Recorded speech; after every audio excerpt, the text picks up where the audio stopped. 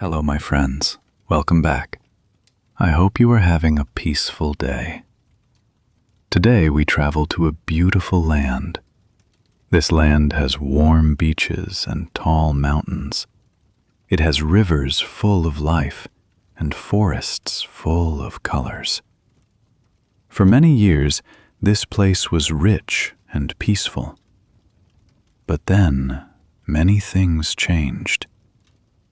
Can you imagine a country that was once very strong and then lost its way? Today, we listen to the story of Venezuela. And if you enjoy learning English through stories like this, please subscribe to Storyline English. Your support helps us bring you more gentle stories for your learning journey. Long before any ships came from Europe, people lived in the land we now call Venezuela. These people were indigenous tribes. They lived in the mountains, in the forests, and near the rivers. They fished in the waters. They grew food in the soil. They had their own languages, their own traditions, their own ways of life. Some groups lived in small villages. Others moved from place to place, following the animals and the seasons. Life was simple but good. The land gave them what they needed. Then, in the year 1498, everything began to change. A man named Christopher Columbus arrived on his third voyage to the New World. He saw the coast of Venezuela. He saw the beautiful rivers flowing into the sea. He saw the green forests and the blue waters. But he did not stay long. He continued his journey. The real changes would come later. In 1528, Spanish explorers came back. They came to stay this time. They came looking for something special. They had heard stories about a city made of gold. They called this city El Dorado. The Spanish believed they would become very rich if they found it. They searched and searched. They never found El Dorado because it did not exist. But they found something else. They found a land rich in other ways. One explorer was named Alonso de Ojeda. When he arrived at Lake Maracaibo, he saw something interesting. Indigenous people had built their houses on stilts over the water. These houses reminded him of Venice, the beautiful Italian city. He decided to call this place Venezuela, which means Little Venice in Spanish. This is how the country got its name, a name that came from houses on the water. The Spanish started to build towns and cities.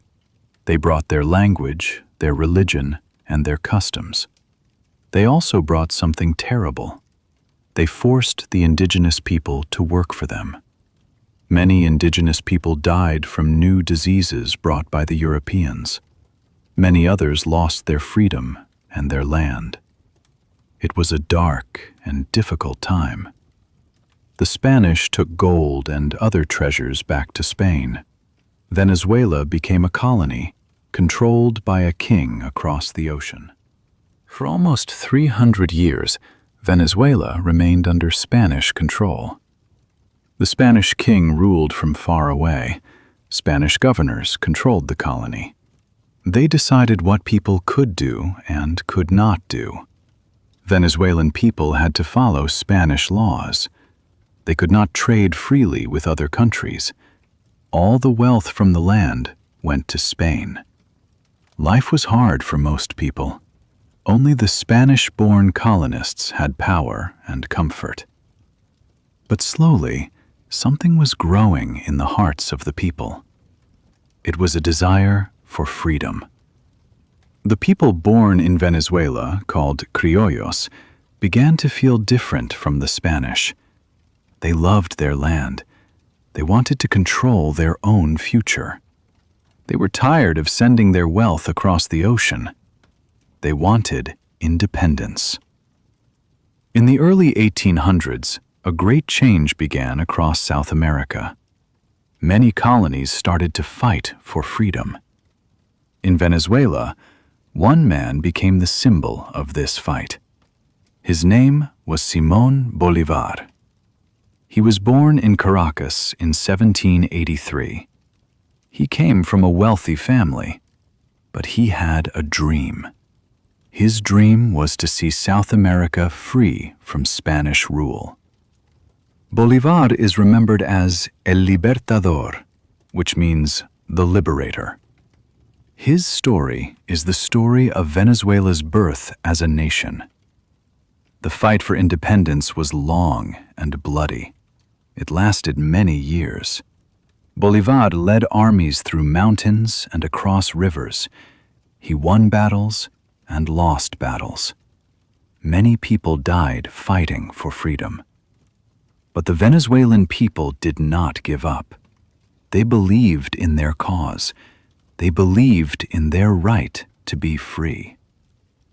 Did you know that Bolívar not only freed Venezuela, but also helped free other South American countries?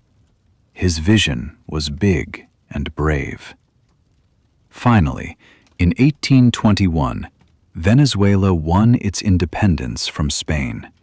The Spanish were defeated. The long colonial period was over. People celebrated in the streets. They were free at last. But freedom brought new challenges. The country was damaged from years of war. The economy was weak. Different groups had different ideas about how to govern. Venezuela's journey as an independent nation was just beginning, and it would not be easy. After independence, Venezuela faced difficult years. There were conflicts between different leaders. There were small wars and political problems. The country struggled to find stability. Leaders came and went. Some were good, some were bad. The people worked hard to build their new nation, but progress was slow. For many decades, Venezuela remained poor and divided. Then, in the early 1900s, something happened that changed everything. In 1914, workers discovered oil. At first, it seemed like a small discovery, but soon more oil was found. Lots and lots of oil. Venezuela had one of the largest oil reserves in the world. This black liquid gold would transform the country completely. By the 1920s and 30s, oil companies from other countries came to Venezuela. They wanted to drill for oil and sell it around the world. Money started flowing into Venezuela. The government received payments from the oil companies. With this money, they built roads, schools, and hospitals. Cities grew bigger and more modern. Caracas, the capital city, became a beautiful modern city with tall buildings. People's lives improved. Jobs were created. Venezuela became one of the richest countries in Latin America. Can you imagine how the country changed? Before oil, most people were farmers living simple lives. After oil, Venezuela became modern and wealthy. The 1950s and 60s were good years.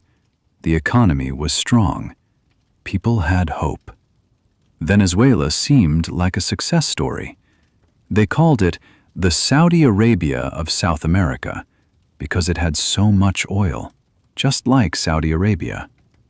The future looked bright and full of promise. But there was a problem hiding beneath the success. Venezuela became too dependent on oil. The country sold oil and bought almost everything else from other countries. Farmers stopped growing as much food because it was easier to buy food from abroad. Factories closed because imported products were cheaper. Venezuela put all its eggs in one basket, and that basket was oil. This would cause big problems later. In the 1970s, oil prices went up very high. Venezuela became even richer. The government spent money on everything. They gave subsidies and benefits to people. They invested in big projects. Life was comfortable for many Venezuelans. But the government was not saving money. They were not planning for difficult times. They were spending everything that came in. When you have lots of money, it is easy to forget that hard times might come. But hard times always come eventually. Then, in the 1980s, oil prices started to fall. Suddenly, Venezuela had less money. The government had debts to pay. They had promised many things to the people, but now they could not afford those promises. The economy began to struggle. Prices went up. The value of Venezuelan money went down. People started to feel worried. The good times were ending, and difficult times were beginning. This was a turning point. Venezuela's problems were just starting to show. In the 1990s, Venezuela faced a serious crisis. The economy was bad. Many people lost their jobs. Poverty increased. People were angry with the government. They felt betrayed. They had trusted their leaders, but their leaders had failed them. There were protests in the streets. There was violence. The political system was breaking down. Venezuela needed change. But what kind of change? In 1998, a new leader appeared. His name was Hugo Chavez. He was a former military officer. He promised to help the poor people. He promised to fight corruption. He promised to use Venezuela's oil wealth for everyone, not just the rich. Many people believed him. They were desperate for hope. They voted for him, and he became president. This was another major turning point in Venezuela's story. Chavez changed many things in Venezuela. He took control of the oil industry. He used oil money to create social programs. He gave food, health care, and education to poor people. Many Venezuelans loved him for this. They felt he cared about them. But Chavez also concentrated power in his own hands. He weakened democratic institutions. He controlled the media. He made enemies of those who disagreed with him. The country became divided. Some people saw him as a hero. Others saw him as a threat to democracy. When Chavez died in 2013, his vice president, Nicolás Maduro, took over. But Maduro did not have Chávez's popularity or skill. And by this time, Venezuela's problems had become very serious. Oil prices fell again. The economy collapsed. Shops ran out of food and medicine. Crime increased dramatically. Millions of people could not find work. The value of Venezuelan money became almost worthless. Inflation went out of control. People struggled to survive day by day. Many Venezuelans decided to leave their country. They left their homes, their families, and their memories behind. They walked across borders to Colombia, to Brazil, to Peru, to Ecuador. They were looking for safety, for food, for a chance to live a normal life. This migration became one of the largest in Latin American history. Millions of people left Venezuela. It was heartbreaking. Families were separated. The country lost doctors, teachers, engineers, and workers. Venezuela was bleeding its talent and its people.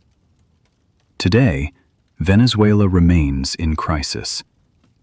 The political situation is complicated. The economy is still very weak. Many people still struggle. But the Venezuelan people are strong and resilient. They have hope that things will get better. They remember the good times. They remember when their country was prosperous and peaceful. They believe that Venezuela can recover. History shows us that countries can fall and rise again. Nothing stays the same forever. Change is always possible. The story of Venezuela teaches us important lessons. It shows us that natural resources alone do not guarantee success. A country needs good governance, wise planning, and diversification.